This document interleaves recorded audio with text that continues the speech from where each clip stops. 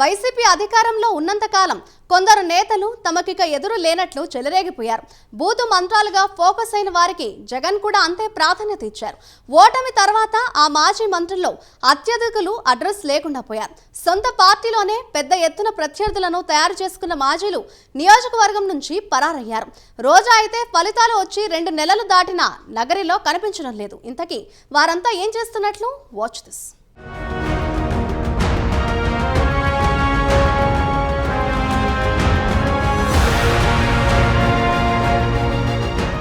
YCP అధికారంలో ఉన్నంతకాలం కొందరు నేతలు తమకిక ఎదురు లేదన్నట్టు చెలరేగిపోయారు. బూతు మంత్రులుగా ఫోకస్ అయిన వారికి జగన్ కూడా అంతే ప్రాధాన్యత ఇచ్చారు. ఓటమి తర్వాత ఆ మాజీ మంత్రుల్లో అత్యధికులు అడ్రస్ లేకుండా పోయారు. సొంత పార్టీలోని పెద్ద ఎత్తున ప్రత్యర్థులను తయారు చేసుకున్న మాజీలు నియోజకవర్గం నుంచి పరారయ్యారు. రోజా అయితే ఫలితాలు వచ్చి 2 నెలలు దాటినా నగరిలో కనిపించడం లేదు.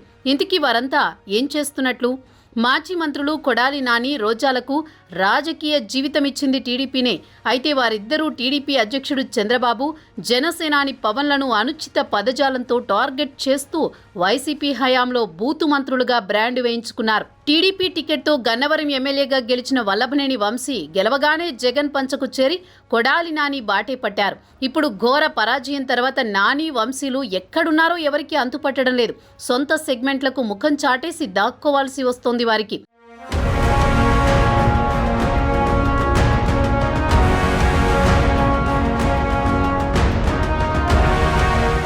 మాజీ మంత్రి రోజా వైసీపీ బూతు మంత్రుల్లో ఒకరిగా బానే ఫోకస్ అయ్యారు. మహిళలని కూడా మర్చిపోయి తనదైన హావభావాలతో అభ్యంతరకర భాషతో తెగ చెలరేగిపోయారు. 2014లో మొదటిసారి ఎమ్మెల్యేగా అసెంబ్లీలో అడుగుపెట్టినప్పుడు అదే వైఖరి కారణంగా అసెంబ్లీ నుంచి దీర్ఘకాలం సస్పెండ్ అయ్యారు. ఇక వైసీపీ అధికారంలోకి వచ్చి ఆమె మంత్రి అయ్యాక మరింత దూకుడు ప్రదర్శించారు. టీడీపీ, జనసేన అధినేతల్ని తీవ్ర పదజాలంతో టార్గెట్ చేస్తూ తన జగనన్న కళ్లలో ఆనందాన్ని వెతుక్కుంటూ కాలం గడిపేశారు. అయితే అదే ఫైర్ రివర్స్ అయింది. 2 సార్లు బొటాబొటీ మెజారిటీతో గట్టెక్కిన రోజారెడ్డి మూడోసారి 45,000 ఓట్ల తేడాతో ఘోర పరాజయం పాలయ్యారు. అటు వైసీపీ కూడా కనీసం ప్రధాన ప్రతిపక్ష హోదా కూడా దక్కించుకోలేకపోయింది. ఇప్పుడు పార్టీ ఓటమికి రోజా నోటి దూకుడు కూడా ఒక కారణమని వైసీపీ సీనియర్ల నుంచి కార్యకర్తల వరకు నమ్ముతున్నారు. ఆ క్రమంలో నగరి వైసీపీలో ఆమెపై ఉన్న వ్యతిరేకతతో ఆమె నియోజకవర్గంలో అడుగుపెట్టే పరిస్థితి లేకుండా పోయింది. మరోవైపు వైసీపీ మీడియాలో చంద్రబాబు, పవన్ కళ్యాణ్లపై వ్యక్తిగతంగా చేసిన విమర్శలతో కూటమి శ్రేణులకు ఆమె కనిపించే అవకాశం లేకుండా పోయింది.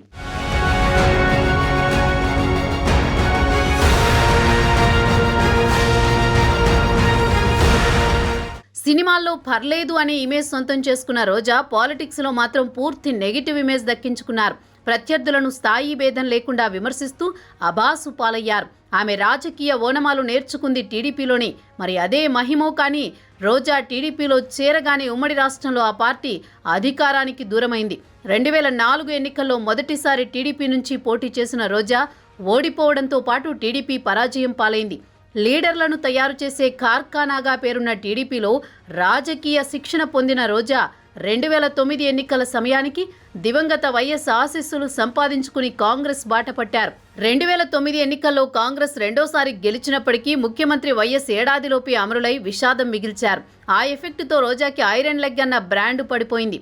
ఇక తర్వాత జగన్ పంచకు చేరి 2 సార్లు ఎమ్మెల్యేగా గెలిచి ఏపీఐఐసీ చైర్మన్గా, తర్వాత మంత్రిగా పనిచేసిన ఆమె తన కుటుంబ సభ్యులతో కలిసి పెద్ద ఎత్తున దందాలు చేసి పెద్ద ఎత్తున వెనకేసుకున్నారన్న ఆరోపణలున్నాయి. టూరిజం శాఖ మంత్రిగా కనీసం చిన్న ప్రాజెక్టు కూడా తన నియోజకవర్గానికి తీసుకురాలేకపోయారామె.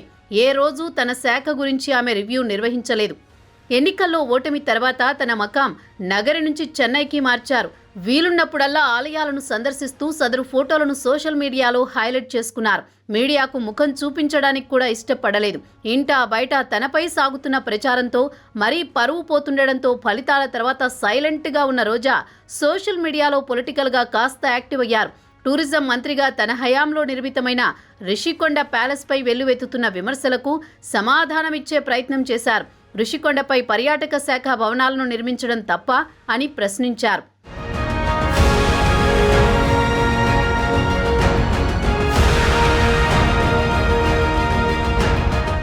రిషికొండలో భవనాలు నిర్మించడం చూసి ఓర్వలేకపోతున్నారని ఆమె పెట్టిన ట్వీట్కు నగరి ఎమ్మెల్యే గాలి భానుప్రకాష్ ఘాటుగా కౌంటర్ ఇచ్చారు. నవ్విపోదురుగాక నాకేటి సిగ్గు అన్నట్టుంది మీ యవ్వారం. ముందు ఆ ప్యాలెస్కు మీ కొత్త బెంచ్ కారుకు ఉన్న సంబంధం ఏంటో బయట పెట్టండని ఆయన వ్యాఖ్యానించడం హాట్ టాపిక్గా మారింది. ఇటీవల తమిళనాడులోని ఓ ఆలయంలో రోజా ప్రవర్తించిన తీరు మరోసారి వివాదాస్పదమైంది. తనతో కరచాలనం చేయడానికి ముందుకొచ్చిన ఆలయ పారిశుధ్య సిబ్బందిని దూరంగా ఉండమని రోజా నిలువరించడం విమర్శలకు దారితీసింది. రోజా చర్యను తమిళ మీడియా ఎండగట్టింది. ఎన్నికల తర్వాత చాలా రోజులకు జగన్ను కలిసిన రోజా ఆ తర్వాత పూర్తిగా సైలెంట్ అయిపోయారు. ఇప్పటికే నగరి ఎమ్మెల్యే భానుప్రకాష్ సైతం రోజాకు వార్నింగ్ ఇచ్చారు. నగరి పాదిరేటు భూముల స్కామ్ సహా భూ కబ్జాలు, అన్నదమ్ములతో కలిసి దోచుకున్న భూములు, చేసిన అవినీతి అన్నింటినీ బయటకు తీస్తామని, ఆడుదాం ఆంధ్రాలో అందనంత అవినీతి చేశారని, వాటిపై విచారణ జరిపిస్తామని రోజాను వదిలిపెట్టే ప్రశ్నే లేదంటున్నారు. ఇలా ఎటు చూసినా సమస్యలు చుట్టుముట్టడంతో ఆమె సైలెంట్గా సైడ్ అయ్యారంటున్నారు.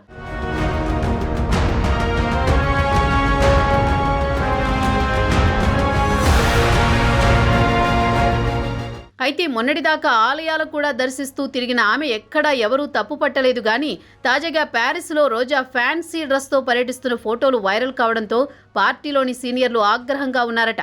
ఇక నగరిలో అయితే ఆమె అనుచరులు మరింత గుర్రుగా ఉన్నారట. రోజాను నమ్ముకుని సర్వం కోల్పోయామని, ఎన్నికల తర్వాత కనీసం పలకరించకుండా విదేశాల్లో అలా తిరుగుతూ పబ్లిసిటీ చేసుకోవడమేంటని తెగ ఫీల్ అవుతున్నారట. అదలా ఉంటే రోజా సన్నిహిత వర్గాలు మాత్రం ఆమె ఫ్యూచర్ ప్లానింగ్ ఏంటో చెప్తున్నాయి. ఎలాగూ 2 సంవత్సరాల తర్వాత నియోజకవర్గాల పునర్విభజన జరుగుతుంది. అప్పుడు బలమైన నియోజకవర్గాన్ని జిల్లాలో ఎంపిక చేసుకుంటే సరిపోతుందని, అంతేగాని ఇప్పుడే వచ్చి ఎందుకు ఇబ్బందులు పడాలని రోజా భావిస్తున్నారట. ఇక మరో మాజీ మంత్రి అనిల్ కుమార్ యాదవ్ కూడా ఇప్పుడు ఏపీలో అడ్రస్ లేరు. నెల్లూరు సిటీ ఎమ్మెల్యేగా ఉంటూ ప్రమోషన్ పేరుతో నర్సరావుపేట ఎంపీగా పోటీ చేసిన ఆయన ఆ 2 జిల్లాల్లోనే కాదు అసలు రాష్ట్రంలోనే కనిపించడం లేదు. నెల్లూరు నుంచి బిచాణా ఎత్తేసిన అనిల్ తమిళనాడులోని మహాబలిపురంలో సేద తీరుతున్నారట. చొక్కా చేతులు మడిచి ప్రత్యర్థులకు వార్నింగులు ఇచ్చిన ఆయన ఇప్పుడు సైలెంట్గా పక్క రాష్ట్రంలో టైంపాస్ చేస్తున్నారట.